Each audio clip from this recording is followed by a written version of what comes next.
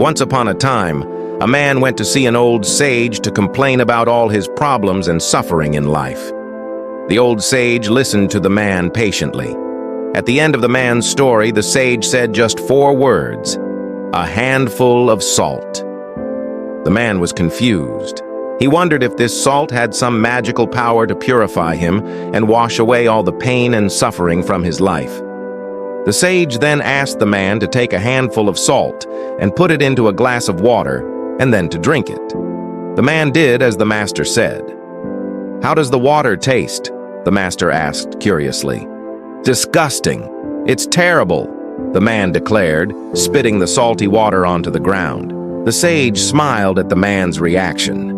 He then asked the young man to go and throw another handful of salt into a lake not too far away. The old sage and the young man walked together to the nearby lake. The man tossed the handful of salt into the lake and stirred the water as much as he could. "Now drink the water from the lake," ordered the old sage.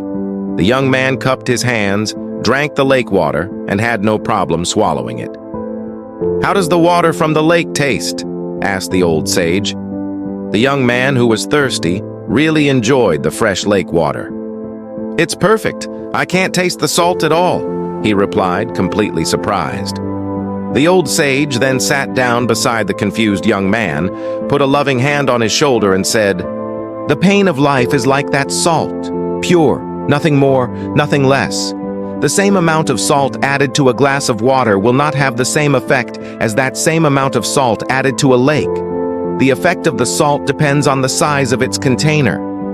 You see, in life, in your life, the amount of pain remains exactly the same.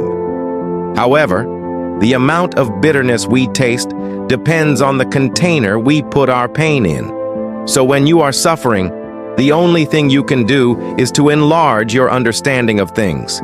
Stop being a glass. Become a lake."